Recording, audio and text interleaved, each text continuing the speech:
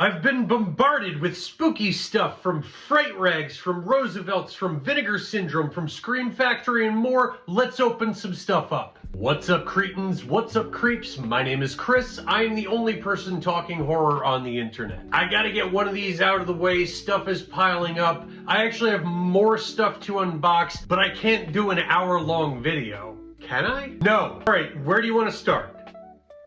The green one? Sure. This isn't licensed stuff, but yeah, let's go. Hey, creeps, I don't have the biggest sweet tooth, but when I do choose to indulge, I am a fruit flavors over chocolate kind of guy. And as far as those fruit flavors go, I would much prefer that they be sour. And Rotten is a company that makes, oh, those smell good, gummy worms. So these do come in both sour and original variety. They have less than half the sugar of regular gummy worms. There's prebiotics, there's all natural food colorings in them. And while I would love to pretend that I chose these as a health conscious decision, the marketing is really what got me, because I'm a child.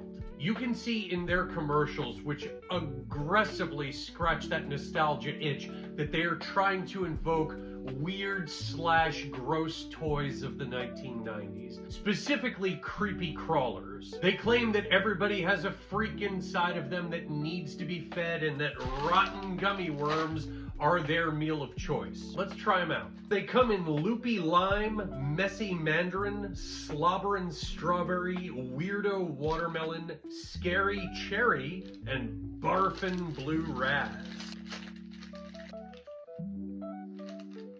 That is spot on. That was a cherry blue raz one. That was delicious. There's 2 colors, 2 flavors to each worm. I assume that this is loopy lime and messy mandarin. That's just delightful. Let's try the sours. I opened these wrong. It says we're sealed for freshness. Oops. Ooh. The sour ones are where it's at. That's perfect. These are share size. I'm not going to be sharing these with anybody. These are all for me. Sorry. I have to stop now. I have other things to do. 5 servings in here, 60 calories in the regular ones, 70 calories per serving in these other ones. These are great. I would have these as a regular snack. Thanks, Rotten. One more. Let's do Scream Factory.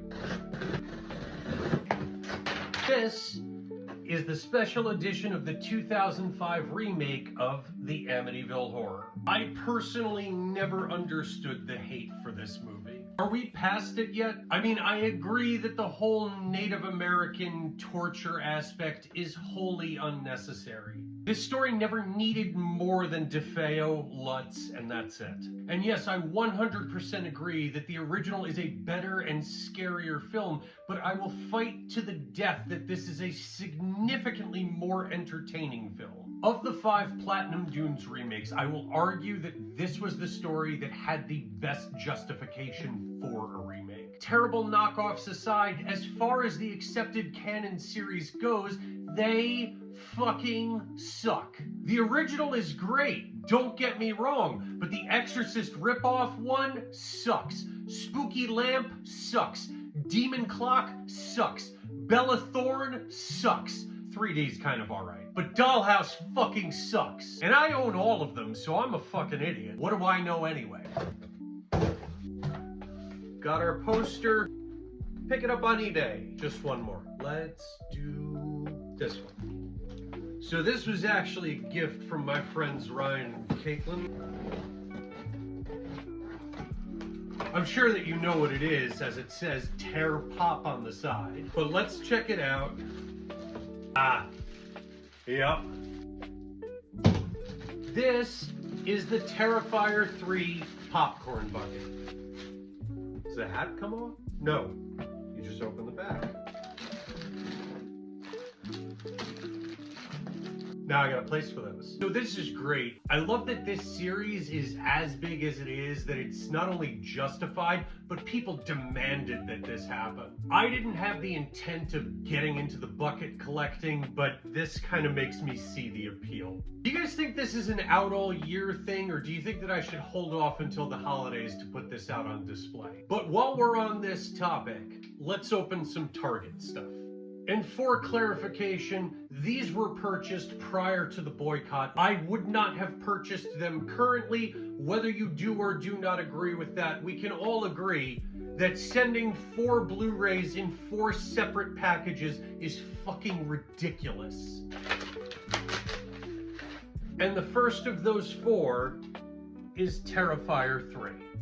I am 3 for 3 on Terrifier steelbooks. I'm typically not a steelbook guy, but I am for this series because the initial release was a steelbook from Dread and Epic that was only supposed to be 1,000 copies, never to be re-released. I blind bought that, and then it blew up on Netflix, and then the sequel was announced, and then the story became, well, we meant the steelbook was only limited to 1,000 copies, which is fine. I get it. I don't expect people to not make money. I don't expect you to not be able to get a copy. But I would not have spent $50 on my copy had I known that a couple months later I'd be able to get the copy that you have for 20 bucks. My brother got me the steelbook of the sequel in 2022 because Walmart had the exclusive distribution rights for that limited edition. That has sold out twice, and it's still currently available on their website. So when I heard that there was a limited edition steelbook of the third, you know that I had to jump on that. I may have only had another 6 to 8 years to pick it up. But what is probably less likely to be available long term is the special edition of The Mean One. So this came out a couple of months after Terrifier 2, super limited release. And then it disappeared for like a year. I really wanted to see it. I couldn't find it anywhere. In late 2023, it finally dropped. I saw it. I loved it. This stars Art the Clown himself, David Howard Thornton, as essentially the Grinch, if the Grinch was a sadistic serial killer. No, this is not a perfect film, and a lot of it is held together by David Howard Thornton's performance. But that same thing can be said for the Terrifier movies. Tell me I'm wrong. You guys know I love Christmas horror. These are both top-tier annual watches going forward. Just one more. Let's pause on the movies. Let's open up Fright-Rags. You guys know that Fright-Rags is my apparel brand of choice, and this past January, I was thrilled to see that they did a weekend-only pre-order for this Tales from the Crypt Demon Night 30th Anniversary shirt. But what's this? Actually, they released a whole line of them. I couldn't not get this one too. It's incredible. One Demon Night shirt was not enough, so I had to get both of them. Now, I could tell you about growing up watching Demon Night, but I did that in my 13 to watch for January video. So instead, I'm gonna send you out to my buddy T Watches a Scary Movie. This is his favorite film of all time, and you can see in his profile picture that he's holding the key from the movie. He did over a half hour of content celebrating the 30th anniversary of this film. Go check out his page. These are the videos on it if you want to skip directly to those and see his takes on Demon Night. I'm sure that he would appreciate you giving him a shot. What did we get for just this again? Organize. You know, I don't know if I have a jacket to go with these new shirts. Bonus unboxing! This comes from J. Crew, as most of my jackets do. Yes! We got this velvet navy and green plaid double-breasted jacket. This may quick become a new favorite. My advice, always wait for the sale. This is a $498 jacket, sale $319, additional 70% off, $95.70. Lower than buying at Kohl's, and you can see the quality of this piece. This is a gorgeous jacket. Maybe I'll wear it for you in the next video. Just wanted to share, back to the horror stuff. Alrighty, excessive packaging outlet package number 3, we got Strange Darling. So if you want to say that Strange Darling was predictable, first off, I take no shame in saying that I did not see the twist coming. Even if you did, you have to admit that the performances and the overall flow of this movie is incredible. I loved it from the second that they boasted that this was shot on film. This was the first movie of 2024 that I thought was going to be the best movie of 2024. And it would have been, if not for the substance. With the slip, thank God. Listen, I know it still hurts. I know we're still healing. It deserved something more at the Oscars. This was the best film of 2024, and I say that with my whole heart. Anora was great. Yes, I don't think that it achieves what The Substance does. Furthermore, I don't even think that it attempts what The Substance does. This was a transcendent, revolutionary masterpiece whose impact will be felt for decades to come. And that's not bitter horror guy talking, that is lifelong film nerd speaking. Bookmark this video, drop back, tell me that I was wrong 20 years from now. If I'm not dead, I'll make a follow-up video eating crow. Roosevelt's.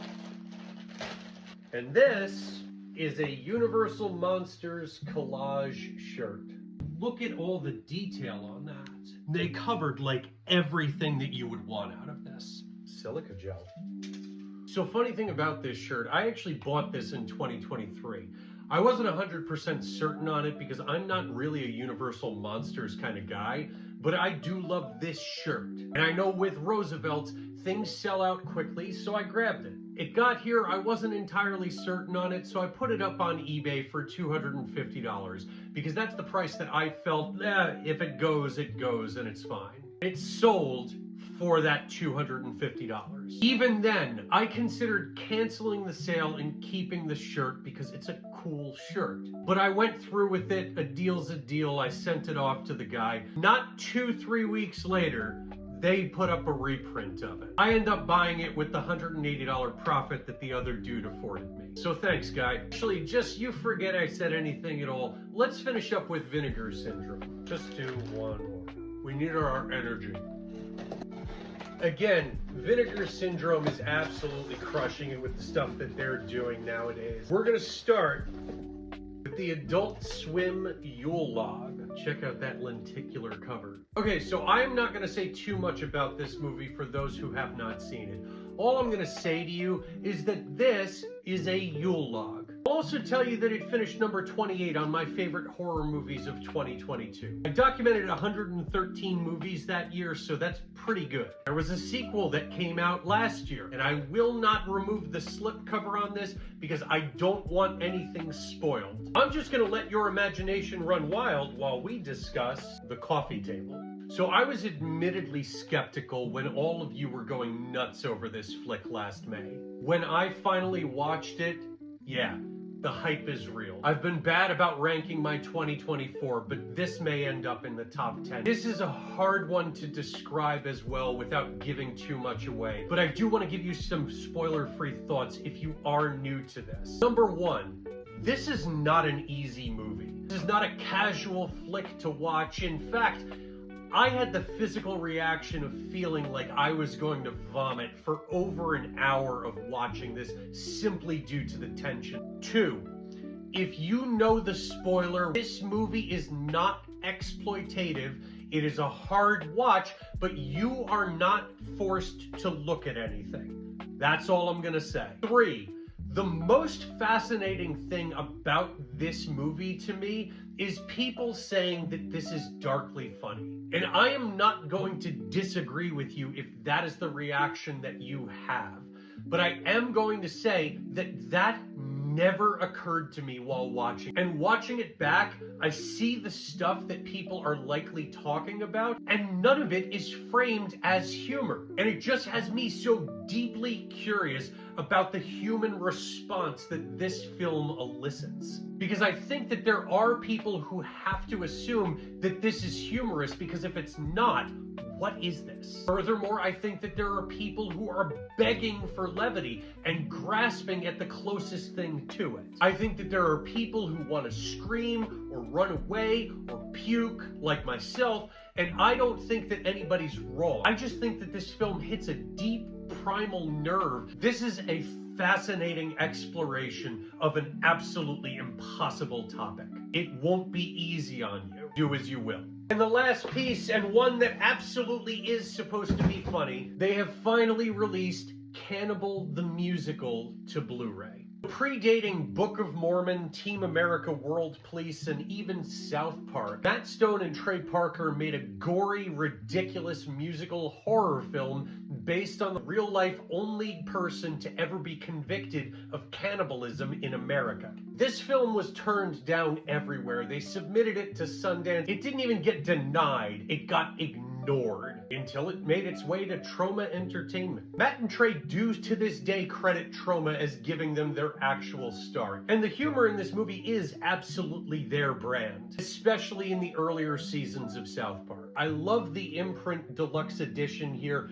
Hard case, you've got a slipcover for the movie, the actual movie, which is in a 2-disc set that has new features, as well as the fairly extensive features that were already included. You've also got this booklet that's got essays, photos. I can't tell you how long I've been waiting for this. Honestly, I couldn't ask for more than what they've given us in this set.